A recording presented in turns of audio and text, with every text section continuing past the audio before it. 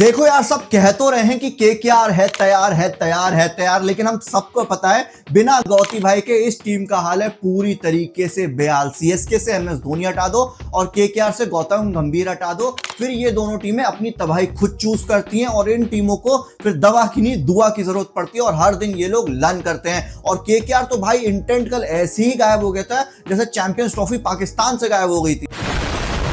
और ये लन लेना इन्होंने कल के मैच से चालू नहीं करा है। केकेआर की टीम ने लन करना ऑक्शन के पहले ही चालू कर दिया था, जब इन्होंने match winning IPL winning captain Shreyas Iyer को बाहर फेंका, वेंकटेश अय्यर को 23.5 करोड़ में खरीदा। तीसरा लन इन्होंने लिया जब इन्होंने अपना ओपनर फिल सॉल्ट जिसने अच्छे रन बनाए उसको रिटेन नहीं करा, बाहर हटा दिया। चौथा लन इन्होंने लिया जब रमनदीप को अच्छी पोजीशन नहीं दी है बैटिंग के लिए, और पांचवा लन तो इन्होंने सबसे बड़ा लन लिया है कि रिंकू सिंह को अमीर बना दिया। चलो यार, चेन्नई सुपर किंग्स का समझ में आता है, उनके पास वो मसल पावर नहीं है, उनके पास वो फायर पावर नहीं है, लेकिन आपके पास तो एक एक बड़े बड़े धुरंधर है ना जिनके कंधे मजबूत हैं। आंद्रे रसल, रमनदीप, अजिंक्य रहाणे, वेंकटेश अय्यर, रिंकू सिंह, और कितने बड़े नाम चाहिए यार आपको 200 बनाने के लिए। और सीरियसली कल ईडन गार्डन में 200 का टोटल चेज होना चाहिए था अंडर लाइट। और ये मैं नहीं कह रहा हूं, ये खुद अजिंक्य रहाणे साहब आके प्रेस कॉन्फ्रेंस में कह के गए कि हमारे बैट्समैन ने हमको एक बार फिर से निराश करा है, ये टोटल चेज होना चाहिए। तो और मैं तो ये भी कह रहा हूं कि जो पिछला मैच था पंजाब किंग्स के खिलाफ 111 का टोटल, वो भी कोलकाता नाइट राइडर्स को चेज करना चाहिए था। इससे अच्छा बैटिंग ऑर्डर जिसमें इतने मसल पावर भरी हो, अगर वो अंडर लाइट 200 नहीं बना पा रहे, 111 चेज नहीं कर पा रहे, तो खाक का बैटिंग ऑर्डर है। कंट्रोल। खैर, अगर मैच की शुरुआत करी जाए और थोड़ी गुजरातियों की बात करी जाए तो यार इस आईपीएल की सबसे कंसिस्टेंट टीम है गुजरात टाइटंस। इनकी जो टाइटैनिक है वो डूबने का सीरियसली नाम नहीं ले रही है। इनके जो टॉप 3 है वो त्रिमूर्ति, त्रिदेव भाई, 3 डायनासोर्स है भाई। वो लोग इतने रन बना रहे हैं और आराम से 150 के ऊपर से ज्यादा के स्ट्राइक रेट से रन बना रहे हैं। शुभमन गिल एकदम कमाल कप्तान दिख रहे हैं, कमाल बैट्समैन दिख रहे हैं, वो मैच्योरिटी दिख रही है। उनको पता है कि मेरा जो मिडिल ऑर्डर है वो इतना अच्छा नहीं है, वो टूट सकता है, कुछ भी हो सकता है, इसलिए मुझे रन बनाने पड़ेंगे। कल वो 90 रन की पारी बताती है कि शुभमन गिल कितना मैच्योर हो गए जब से वो कैप्टन बने, जब से वो टीम इंडिया के वाइस कैप्टन बने।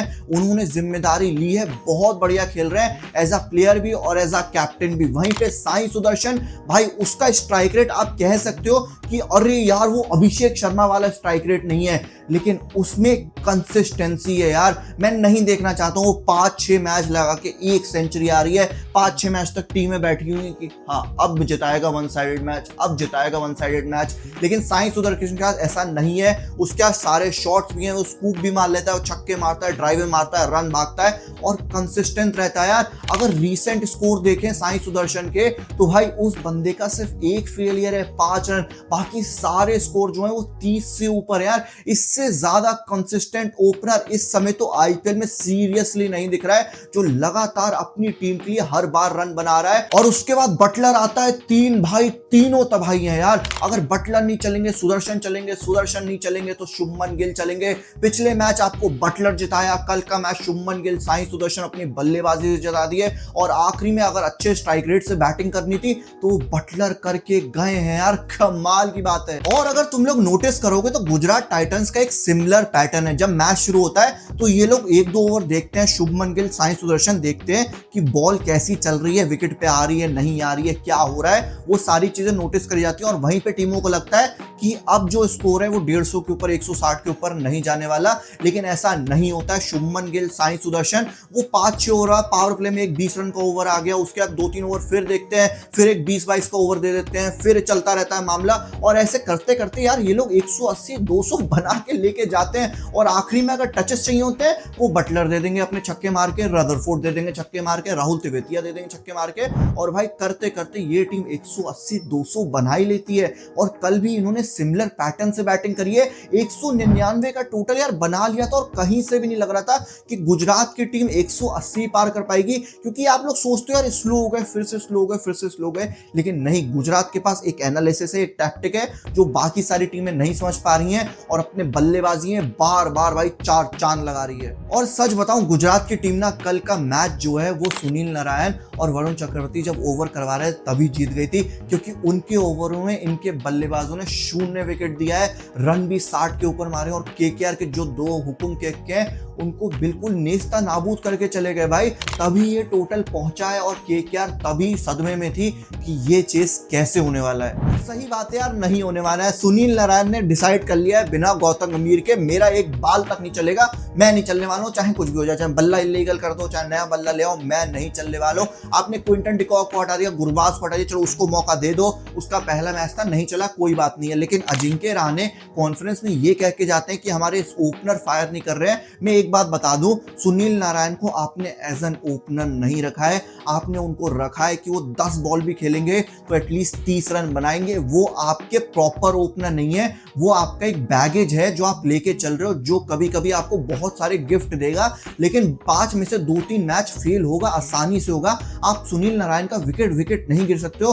आपकी बल्लेबाजी शुरू होती है 3 नंबर से शुरू होती है, जब अजिंक्य रहाणे आते हैं, वेंकटेश अय्यर आते हैं, सुनील नारायण एक भाई पैकेज है, मिल गया तो मिल गया, नहीं मिल गया तो कोई बात नहीं है। और ऐसा लग रहा था नारायण के आउट होने का कि केकेआर फॉर्म में आ सकती है, रन बना सकती है, क्योंकि भाई 1.5 करोड़ का अजिंक्य रहाणे जो इतना बढ़िया प्लेयर इन लोग ने लिया है, जो बता रहा है कि कप्तान अगर आपका रन बना रहा है तो उसको सपोर्ट कर दो, लगातार कंसिस्टेंसी दिखा रहा है, लगातार खड़ा रहता है। हाँ, उतना बड़ा स्ट्राइक रेट नहीं है, लेकिन तब भी अच्छे स्ट्राइक रेट से रन मार के जाते हैं अजिंक्य रहाणे। कल भी एक एंड पकड़ के खड़े रहे, लेकिन भाई किसी को तो साथ देना पड़ेगा ना। वेंकटेश अय्यर सबसे बड़ी गलती दिख रही है इस समय कोलकाता नाइट राइडर्स की, और अब समझ में आ गया है कि गलत अय्यर लिया गया था। मैं तो इससे हटूंगा नहीं भाई, मुझे पता है इन लोगों ने गलत अय्यर लिया था। जब दूसरे अय्यर को रिस्पेक्ट नहीं दोगे, उसने आईपीएल ट्रॉफी जितवाई, तो भाई वो तो जाएगा ही नहीं। अब आप उसके कंसेशन में आप ये ले लेते हो। नहीं चल रहा है वेंकटेश अय्यर, पिछले मैच में भी नहीं चले, सिर्फ एक पारी आई है, और कल के मैच में भाई बिल्कुल यार 80 का भी स्ट्राइक रेट नहीं है। सही करा भाई, सही करा, सीरियसली केकेआर ने बहुत ज्यादा सही करा कि वेंकटेश अय्यर को कप्तान नहीं बनाया। अगर कप्तान बनाते, क्या पता चेन्नई जो 10वें पे खड़ी है, केकेआर 11वें पे खड़ी होती, क्योंकि टीम बर्बाद हो जाती अगर ऐसा लगता कि वेंकटेश अय्यर कप्तान बन रहे हैं। क्योंकि इस समय अजिंक्य रहाणे कप्तानी क्या पता उतनी अच्छी नहीं कर रहे हैं, लेकिन अपने बल्लेबाजी से रन बना रहे हैं, तो दूसरा तो कोई साथ दो ना। और वेंकटेश अय्यर वाइस कैप्टनों वाला तो काम बिल्कुल भी नहीं कर रहे हैं। रिंकू सिंह नहीं चल रहे हैं, किस तरीके का दबाव है मुझे समझ में नहीं आ रहा है। वो 5 बॉल 5 छक्के, भाई उसको जमाना बीत गया, उसके बाद दुनिया पलट गई है, लेकिन रिंकू सिंह के बल्ले से रन नहीं आ रहे हैं। आप 17 रन बना के जा रहे हो 14 बॉल में, ये तो एक्सपेक्ट नहीं करा था, इससे तो बेटर ही एक्सपेक्ट करे थे रिंकू भाई आपसे।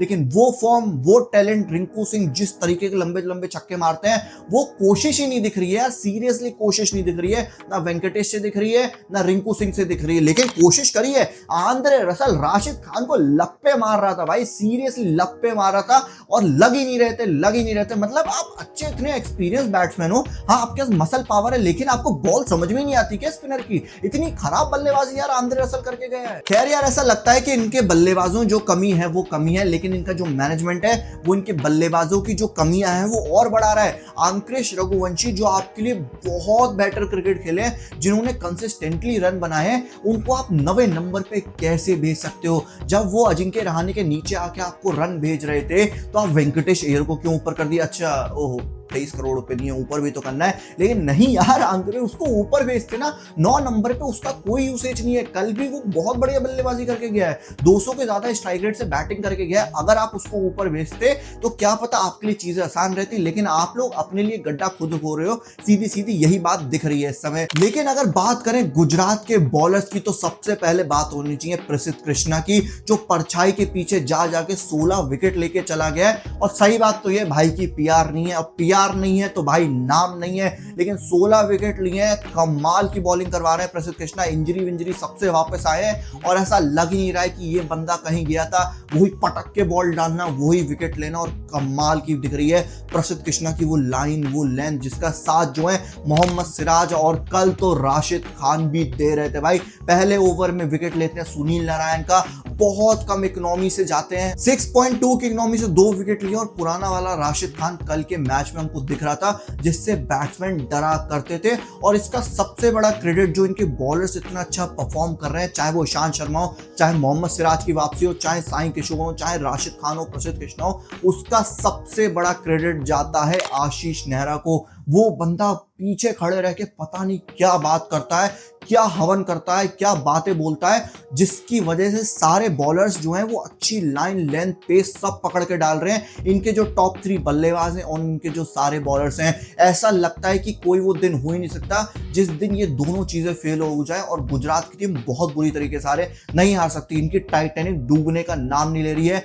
और इसका सबसे बड़ा क्रेडिट जो है वो आशीष नेहरा को जाता है और साथ में शुभमन गिल को जाता है, क्योंकि एक कोच जो है वो तभी अच्छा होगा जब एक कप्तान अच्छा होगा। शुभमन गिल की एज अ कैप्टन कोई बात नहीं करता है, लेकिन वो इस साल कप्तानी बढ़िया कर रहे हैं। खैर केकेआर और सीएसके का बैटल इस साल हमें ऐसी देखने को मिलेगी कि कौन सी टीम सबसे ज्यादा क्लूलेस बैटिंग करती है, सबसे ज्यादा खराब बैटिंग करती है। ये दोनों ऐसे ही लड़ते रहेंगे। लेकिन अगर अब पॉइंट्स टेबल की बात करी जाए तो भाई गुजरात की टीम पहली टीम बन गई जिसने 12 पॉइंट हासिल करे, रन रेट भी प्लस में चल रहा है। और एक बात तो क्लियरली दिख रही है कि गुजरात टाइटंस पहली टीम बनेगी जो क्वालिफाई करने वाली है और आसानी से क्वालिफाई करने वाली है। किसी ने नहीं सोचा था कि गुजरात की टीम इतनी बेहतर दिखने वाली है, लेकिन वो दिखी है, उन्होंने कमाल करा है। वहीं पे कोलकाता नाइट राइडर्स के आखिरी 6 मैच बचे हैं जिसमें से उनको 5 मैच जीतने हैं। और इस बैटिंग ऑर्डर के साथ, इस सोच के साथ तो नहीं जीतने वाले हो। इनकी स्ट्रैटेजी सही करो, इनकी चीजें सही करो, तब आप क्या पता 5 मैच जीत जाओ। लेकिन इस समय तो चेन्नई हो गई, हैदराबाद हो गई, कोलकाता हो गई और राजस्थान के लिए